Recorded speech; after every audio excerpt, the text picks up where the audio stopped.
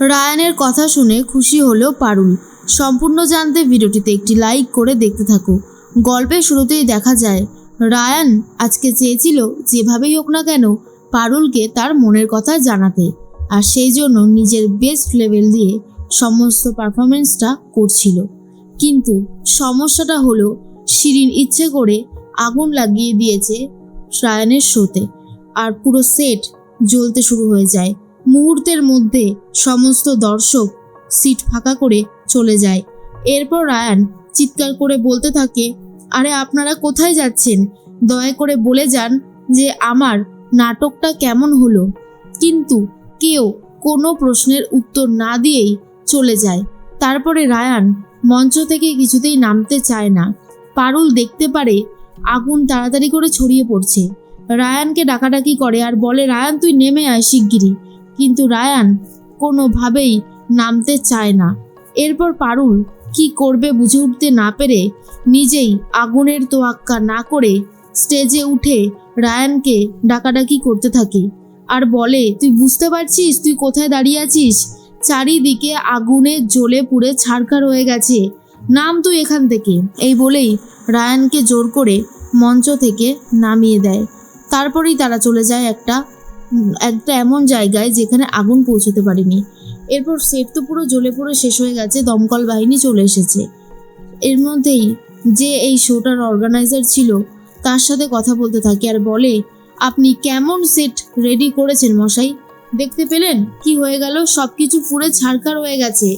তখন সেই লোকটা বলে, স্যার আমরা সমস্ত সাবধানতা অবলম্বন করেই এই কাজটা করেছিলাম, এমন হবে আমরা তো ভাবিইনি। আর ইভেন আমরা বুঝেও উঠতে পারছি না যে আগুনটা কোথা থেকে লাগলো। আগুনটা মনে হচ্ছে কোনো একটা কেউ লাগিয়েছে, এরকমভাবে আগুনটা লাগতে পারে না। তখনই মনে মনে ভাবতে থাকে রায়ান, কে বা কারা এই কাজটা করলো। যে এই কাজটা করেছে তাকে ছেড়ে কথা বলবে না, রায়ান এমনটাই ভেবে নিয়েছে। এর মধ্যেই দেখা যায় যে একটা কথা পারুল ভাবে যে সিসিটিভি ফুটেজ তো আছে, সিসিটিভি ফুটেজ দিয়ে দেখতে হবে কি করে আগুনটা লাগলো। এরপর মিটার বক্সের সেই দিকটাতে দেখতে থাকে সিসিটিভি ফুটেজটা, কিন্তু দেখা যায় সেই দিকের কোনো সিসিটিভি ফুটেজই নেই, কারণ সেটা কেউ হ্যাক করে কিছুক্ষণের জন্য বন্ধ করে দিয়েছিল। তারপরে পারুল বলে, মল্লার ভাই তুমি এক কাজ করো তো, তুমি যেভাবেই হোক না কেন দর্শকের আসনের দিকে যেই সিসিটিভি ফুটেজ ছিল সেটা বার করো। যথারীতি সেই ফুটেজটাই বার করেছে মল্লার, আর সেখানে দেখে রয়েছে বসে শিরিন। আর এটা দেখার পরে পারুলের সন্দেহ বাড়তে থাকে। পারুল তখন বলে, তার মানে এখানে শিরিন উপস্থিত ছিল। আমার কেন জানি না মনে হচ্ছে শিরিনই হয়তো এই কাজটা করিয়েছে, কারণ কেউ ভালো কিছু করুক ও তো সেটা কখনোই চায় না আর মেনে নিতে পারেও না, তাই এই কাজটা ও ছাড়া অন্য কেউ করতেই পারে না। শিরিনের গাড়িটা দেখা যায় যাচ্ছিল, তখনই ইচ্ছে করে রায়ান ভাবে এখনই সেই সময়টা চলে এসেছে যখন শিরিনকে ধরে উচিত শিক্ষা দিতে হবে। এরপরেই রায়ান তার বাইকটা নিয়ে তাড়াতাড়ি করে গাড়িটা ধরবে বলে বেরিয়ে পড়ে। আর পারুল তখন ভাবে, এখনই যদি আমি রায়ানকে না আটকাই তাহলে বড়সড় একটা বিপদ হয়ে যাবে, হয়তো সেটা কারোর জন্যই ভালো হবে না। তাই পারুল তাড়াতাড়ি করে নিজেই অটো করে বেরিয়ে পড়ছে রায়ানের পিছন পিছন। এরপর শিরিন ভাবে, আজ যেই কাজটা করেছি সেই কাজটা করার পর এতটা ভালো লাগছে কাউকে বলে বোঝাতে পারবো না। রায়ান ভেবেছিল ও তার ভালোবাসার মানুষকে ভালোবাসার কথা বলবে, কিন্তু আমি থাকতে সেটা কোনোভাবেই হতে দেব না। আর সেই জন্য আমাকে যা যা করতে হবে আমি সবটাই করব। এর মাঝখানে রায়ান শিরিনের গাড়িটাকে ধরে ফেলে। শিরিনকে গাড়ি থেকে বার করে বেধড়ক মারবে বলে ঠিক করে। প্রথমেই সপাটে কষিয়ে একটা চড় মারে আর বলে, তোর লজ্জা করে না? কেন তুই এই কাজটা করলি? কেন তুই আমার নাটকটা নষ্ট করে দিলি বলতো? আমি তোর কোন পাকা ধানে মই দিয়েছিলাম? এরপরে শিরিন বলে, বেশ করেছি, তুই পারুলকে ভালোবাসার কথা বলবি আর আমি এটা কোনোভাবেই মেনে নিতে পারবো না। তাই যা করেছি একদম ঠিক কাজ করেছি, কোনো ভুল কিছু করেছি বলে আমার মনে হয় না।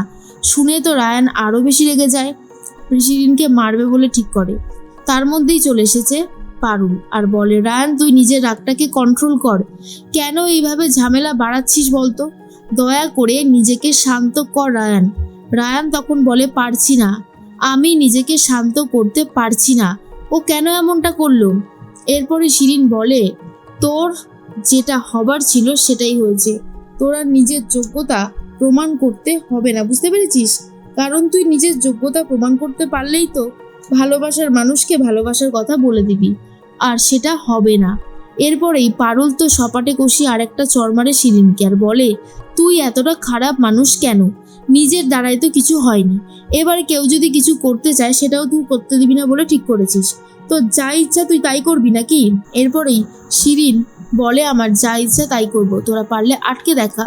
পারুল বুঝতে পারে শিরিনকে এত সহজে জব্দ করা যাবে না। তখন রায়ান বলে, তুই আমাকে আটকাচ্ছিস কেন পারুল? তুই আমাকে ছেড়ে দে, আজ আমি ওকে দেখে নেব। কিন্তু শিরিনকে ছেড়ে দেয় পারুল, কারণ বুঝতে পারে রায়ান যেভাবে রেগে গেছে শিরিনের একটা ভালো মন্দ ক্ষতি করে দেবে, তাতে হিতের বিপরীত ছাড়া আর কিচ্ছু হবে না। পারুল তখন বলে, রায়ান একটা কথা মনে রাখবি, শিরিন খারাপ মানুষ, আমরাও যদি খারাপ মানুষ হয়ে যাই তাহলে তো আমরা ওর দলে গিয়ে ভিড় করতে শুরু করলাম, তাই না? কিন্তু তুই আমাকে একটা কথা বল, শিরিনও জেনে গেছে যে তুই তোর নিজের যোগ্যতা প্রমাণ করার পরেই ভালোবাসার মানুষের নাম বলবি, তাহলে তুই আমাকে বলতে পারছিস না কেন? কেন তুই সবটা নিজের মনের মধ্যে লুকিয়ে রেখেছিস? বল রায়ান, চুপ করে থাকিস না, তোর কাছ থেকে আনসারটা পাওয়া অনেক বেশি জরুরি। এরপরেই রায়ান তখন বলে, আমি জানি না, আমি কিচ্ছু জানি না, আমাদের এখান থেকে চলে যাওয়াটাই ভালো। পারুল খুব কান্নাকাটি করে আর বলে, যত তাড়াতাড়ি সম্ভব আমি তোকে ডিভোর্স দিয়ে মুক্তি পেতে চাই, অনেক হয়ে গেছে, আর কোনো ধরনের কোনো ঝামেলায় আমি নিজেকে জড়াতে চাই না। এরপরেই রায়ান বুঝতে পারে আজ তার জন্য কত বড় একটা ইম্পর্টেন্ট দিন ছিল, কিন্তু সেটা কাউকে বলে বোঝাতে পারবে না। নাটকটা মঞ্চস্থ তো হলো, কিন্তু সবার সার্টিফিকেট আর নেওয়া হলো না, মাঝপথেই থামিয়ে দেওয়া হলো।